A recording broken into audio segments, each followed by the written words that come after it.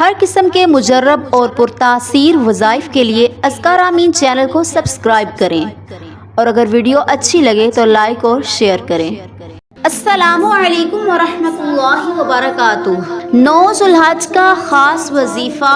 9 ذی الحجہ عرفہ کے دن کا ایک ایسا عمل بتا رہی ہوں جس کی بدولت آپ کو اللہ بے انتہا رزق پورا سال عطا فرمائے گا۔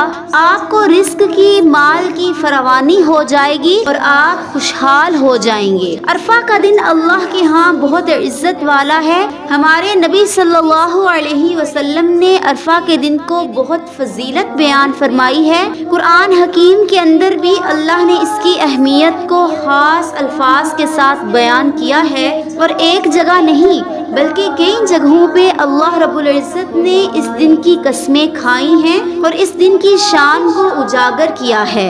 اور حضور اقدس صلی اللہ علیہ وسلم نے فرمایا کہ اس دن شیطان راندہ درگاہ ہوتا ہے، اس دن انسانوں کے گناہ معاف ہوتے ہیں اور اس دن صدقہ خیرات کرنے والا بھی اپنے مال میں اضافہ کر لیتا ہے۔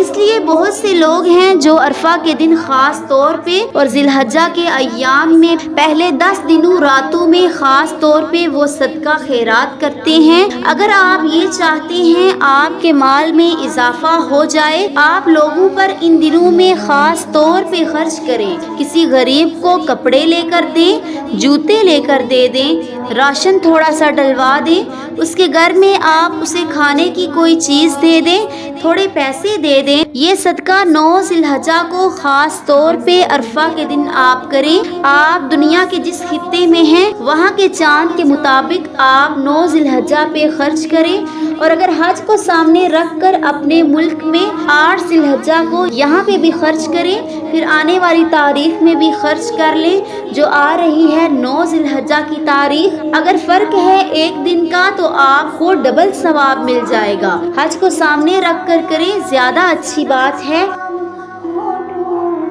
اور ان دنوں میں آپ اعمال کریں، اس تاریخ کو سامنے رکھ کر۔ سعودیہ میں الگ ہے، پاکستان میں الگ ہے، تو الگ الگ جو جہاں 9 ذی الحجہ ہوگی وہاں وہ تصور کی جائے گی۔ تو 9 ذی الحجہ عرفہ کا دن یہ عمل جو قرآنی ہے، اور سورۃ البروج کے اندر آپ کو یہ نظر آئے گا، اللہ نے سورۃ بروج کے اندر جہاں قسم کھائی ہے آسمان کے برجوں کی، آسمان کی تعداد کی، جو آدمی 9 ذی الحجہ عرفہ کے دن یہ عمل کرے گا، وَالسَّمَاءِ ذَاتِ الْبُرُوجِ وَالْيَوْمِ الْمَوْعُودِ وَشَاهِدٍ وَمَشْهُودٍ۔ جو شخص یہ 3 آیتیں سورۃ بروج کی 170 بار پڑھے گا اور دعا کرے گا، اللہ تبارک و تعالی اس کو رزق بے انتہا عطا فرمائے گا، اس پر رزق کی کمی کبھی نہیں ہوگی اور وہ مال و زر کا مالک ہو جائے گا۔ اللہ اسے قلبی بھی وسعت عطا فرمائیں گے اور مال کی بھی غنا عطا فرمائیں گے۔